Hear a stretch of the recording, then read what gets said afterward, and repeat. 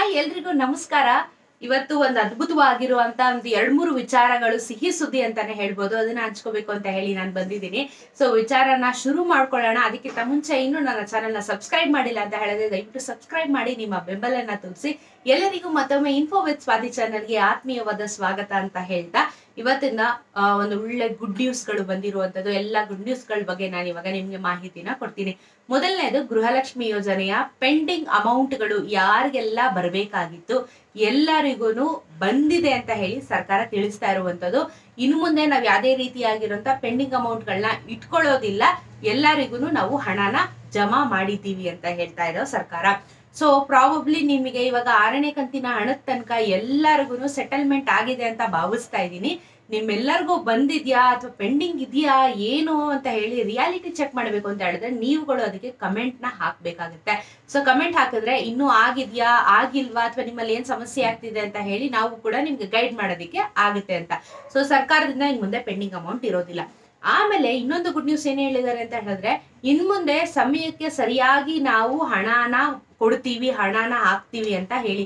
ಇಷ್ಟೊಂದು ಗ್ಯಾರಂಟಿ ಕೊಟ್ಬಿಟ್ರ ಎಲ್ಲಿ ಹೇಗೆ ಅಂತ ಕೇಳ್ಬೋದು ನೀವು. ಮೊನ್ನೆ ಬಜೆಟ್ ನಡೀತು, ನೀವು ನ್ಯೂಸ್ ಅಲ್ಲೂ ನೋಡಿರ್ತೀರಾ. ಬಜೆಟ್ ಅಲ್ಲಿ ಏನೆಲ್ಲ ಆಯ್ತು, ಏನೆಲ್ಲ ನಮಗ್ ಅಡ್ವಾಂಟೇಜ್ ಆಗಿದೆ ಸರ್ವೇ ಸಾಮಾನ್ಯರಿಗೆ, ಮಿಡಲ್ ಕ್ಲಾಸ್ ಅವರಿಗೆ ಅಂತ ಹೇಳಿ. ಸೊ ಈ ಬಜೆಟ್ ಅಲ್ಲಿ ಸರ್ಕಾರ ಒಂದು ಮಾತನ್ನ ಹೇಳ್ತು. ಏನು ಅಂತ ಹೇಳಿದ್ರೆ ಸರ್ಕಾರದಿಂದ ಬಂದಿರುವಂತ 5 ಗ್ಯಾರಂಟಿಗಳು, ಅನ್ನಭಾಗ್ಯ, ಗೃಹಲಕ್ಷ್ಮಿ, ಆಮೇಲೆ ಏನು ಶಕ್ತಿ ಯೋಜನೆ, ಆಮೇಲೆ ಏನು ಯುವ ನಿಧಿ, ಈ ರೀತಿಯಾಗಿರುವಂತ 5 ಶಕ್ತಿ ಯೋಜನೆಗಳನ್ನ ಏನೇನೆಲ್ಲ ಮಾಡಿದ್ದಾರೆ, ಇದಕ್ಕೆ 55,000 ಕೋಟಿ ಹಣನ ಎತ್ತಿಟ್ಟಿದಾರಂತ ಈ ಬಜೆಟ್ ಅಲ್ಲಿ. ಈ ಬಜೆಟ್ 1 ವರ್ಷಕ್ಕಾಗುವಷ್ಟು ಬಜೆಟ್ ಅಂತ ಹೇಳಿದ್ದಾರೆ. ತಿಂಗಳ 2,000 ರೂಪಾಯಿ ಕೊಡ್ಬೇಕು ಅಂತ ಹೇಳಿದ್ರು ಅವ್ರಿಗೂ ಕಮಿಟ್ಮೆಂಟ್ ಗಳಿರುತ್ತೆ. ಆಮೇಲೆ ಒಂದೊಂದ್ಸತಿ ನೀವೇ ನೋಡ್ತಾ ಇದ್ದೀರಾ, ಏನೋ 1 ತಿಂಗಳು ಕೊಡ್ತಾರೆ, 1 ತಿಂಗಳು ಸ್ಕಿಪ್ ಆಗುತ್ತೆ, ಇಲ್ಲ ಒಟ್ಟಿಗೆ ಬರುತ್ತೆ, ಇಲ್ಲ ಹೇಳಿ ಸಮಯಕ್ಕೆ ಬರೋದಿಲ್ಲ, ಕಮಿಟ್ಮೆಂಟ್ ಗಳು ಮಾಡ್ಕೊಂಡಿರ್ತಾರೆ. ಸೊ ಈ ರೀತಿಯಾಗಿರುವಂತ ಹಲವಾರು ಸಮಸ್ಯೆಗಳು ತುಂಬಾ ಕಂಪ್ಲೇಂಟ್ ಹೋಗ್ತಾ ಇತ್ತು. ಹಾಗಾಗಿ ಈ ಬಜೆಟ್ ಅಲ್ಲಿ ನಾವು ಇನ್ಮೇಲೆ ಏನಕ್ಕೂ ತಲೆ ಕೆಡ್ಸ್ಕೊಳ್ಳಲ್ಲ, ನಾವೀಗ 55,000 ಕೋಟಿನ ಈ ಯೋಜನೆಗಳಿಗೆ ಅಂತಾನೆ ಹೇಳಿ ಎತ್ತಿಟ್ಬಿಟ್ಟಿದೀವಿ. ಸೊ ಇನ್ನು ಮುಂದೆ ಎಲ್ಲರಿಗೂ ಸಮಯ ತಕ್ಕನಂಗೆ ಹಣ ಬರುತ್ತೆ ಅಂತ ಹೇಳಿ ಭರವಸೆನ ಕೊಟ್ಟಿರುವಂತ ಸರ್ಕಾರ. ಸೊ ಇನ್ ಮುಂದೆ ಕಾದು ನೋಡೋಣ. ಅಟ್ಲೀಸ್ಟ್ ಈ ಬಜೆಟ್ ಇಂದ ಆದ್ಮೇಲಾದ್ರೂ ಸರಿಯಾಗಿ ಎಲ್ಲರಿಗೂ ಹಣ ವಿತರಣೆ ಆಗುತ್ತಾ, ಸಮಯಕ್ಕೆ ಸರಿಯಾಗಿ ಹಣ ಬರುತ್ತಾ ಅಂತ ಹೇಳಿ ನಾವು ಕಾದು ನೋಡಿದ್ರೆ ಗೊತ್ತಾಗುತ್ತೆ. ಸೊ ಇದು ಗುಡ್ ನ್ಯೂಸ್ ಆಗಿತ್ತು. ಹಾಗೇನೆ ಈಗ ಮತ್ತೊಂದು ವಿಚಾರನ ಮಾತಾಡೋಣ. ಸೊ ಇವಾಗ ನಾನು ನಿಮಗೆ ಒಂದು ಪ್ರೀವಿಯಸ್ ವಿಡಿಯೋದಲ್ಲಿ ಹೇಳಿದ್ದೆ ರೇಷನ್ ಕಾರ್ಡಿನ ಬಗ್ಗೆ ಇನ್ನೊಂದು ಗುಡ್ ನ್ಯೂಸ್ ಅಂತ. ರೇಷನ್ ಕಾರ್ಡು ಅಪ್ಲಿಕೇಶನ್ಸ್ ನಮಗೆ ಏಪ್ರಿಲ್ 1ನೇ ತಾರೀಕಿಂದ ಅಪ್ಲಿಕೇಶನ್ ಹಾಕೋದಿಕ್ಕೆ ಕಾಲಾವಕಾಶ ಇದೆ. APL ಕಾರ್ಡ್ ಯಾರು ವೇಟ್ ಮಾಡ್ತಾ ಇದ್ದೀರಾ, BPL ಕಾರ್ಡು ಯಾರು ಬೇಕಾದ್ರೂ ಅಪ್ಲಿಕೇಶನ್ಸ್ ನ ಹಾಕ್ಬೋದಾಗಿದೆ. ನನ್ನ ಪ್ರೀವಿಯಸ್ ವಿಡಿಯೋನ ನೀವು ನೋಡಿದ್ರೆ ಬೇಕಾಗಿರುವಂತ ದಾಖಲಾತಿಗಳು ಏನೇನು ರೆಡಿ ಮಾಡ್ಕೋಬೇಕು ಅಂತ ಹೇಳಿ ಕೂಡ ನಾನು ತಿಳಿಸ್ಕೊಟ್ಟಿದ್ದೀನಿ. ಇಫ್ ಇನ್ ಕೇಸ್ ಆ ವಿಡಿಯೋನ ನೀವು ನೋಡಿಲ್ಲ ಅಂತ ಹೇಳಿದ್ರೆ ನಾನು ಲಿಂಕ್ ನ ಡಿಸ್ಕ್ರಿಪ್ಷನ್ ಅಲ್ಲಿ ಹಾಕಿರ್ತೀನಿ.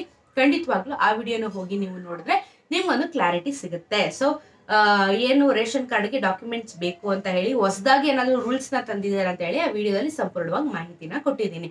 ಸೊ ಇದಿಷ್ಟು ವಿಚಾರ ಆದ್ರೆ ಆಶಾ ಕಾರ್ಯಕರ್ತೆಯರಿಗೆ ಒಂದು ಬಹಳ ಗುಡ್ ನ್ಯೂಸ್ ಇರುವಂತದ್ದು. ಈ ಬಜೆಟ್ ನಲ್ಲೇನೆ ಇದನ್ನು ಕೂಡ ಅನೌನ್ಸ್ ಮಾಡಿರುವಂತದ್ದು. ಇನ್ನು ಮುಂದೆ ಸ್ಮಾರ್ಟ್ ಫೋನ್ ಕೂಡ ಆಶಾ ಕಾರ್ಯಕರ್ತೆಯರಿಗೆ ಕೊಡ್ತಾ ಇರುವಂತದ್ದು. ಸ್ಮಾರ್ಟ್ ಫೋನ್ ಏನಕ್ಕೆ, ಎಲ್ಲರ ಹತ್ರ ಸ್ಮಾರ್ಟ್ ಫೋನ್ಸ್ ಗಳಿದೆ ಅಲ್ವಾ, ಏನಕ್ಕೆ ಮನೆಗೊಂದು ಫೋನ್ ಅಲ್ಲ ಮನೆಗೆ 2 ಫೋನ್ ಇರುವಂತ ಕಾಲದಲ್ಲಿ ಸರ್ಕಾರದಿಂದ ಮತ್ತೆ ಏನಕ್ಕೆ ನಮ್ಗೆ ಫ್ರೀ ಕೊಡ್ಬೇಕು ಅಂತ ಹೇಳಿ. ಈಗ ಅಂಗನವಾಡಿ ಕಾರ್ಯಕರ್ತೆಯರು ಯಾರ್ಯಾರಿದ್ದಾರೆ, ಅಂಗನವಾಡಿ ಕಾರ್ಯಕರ್ತೆಯರು ಸಿಟಿಯಲ್ಲಿ ಇರೋರು ಓಕೆ, ಆದ್ರೆ ಹಳ್ಳಿ ಪ್ರದೇಶಗಳಲ್ಲಿ ಇರೋರ ಹತ್ರ ಈಗಲೂ ಕೂಡ ಸ್ಮಾರ್ಟ್ ಫೋನ್ ಇಲ್ಲ. ಬೇಸಿಕ್ ಸೆಟ್ ನ ಇಟ್ಕೊಂಡಿದ್ದಾರೆ.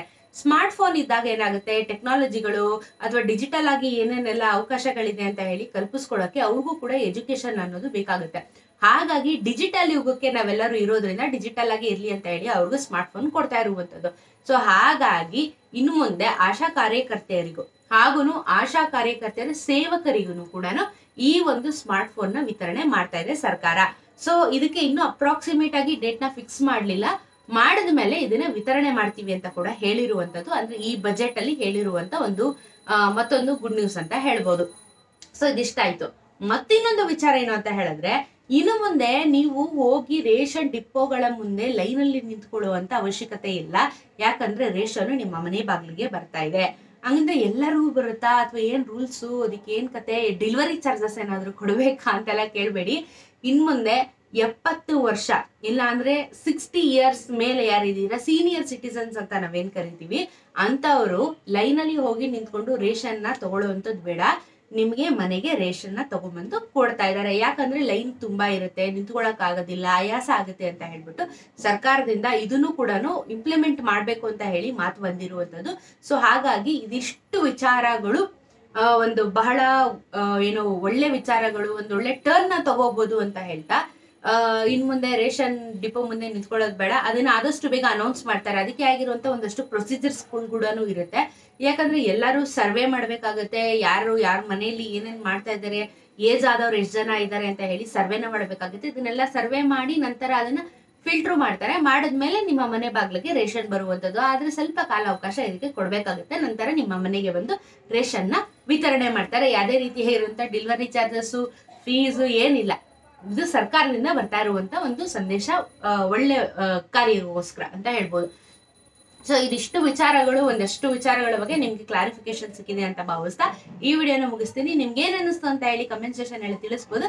ಸಿಗ್ತೀನಿ ಮತ್ತೊಂದು ವಿಡಿಯೋದಲ್ಲಿ. ನಮಸ್ಕಾರ.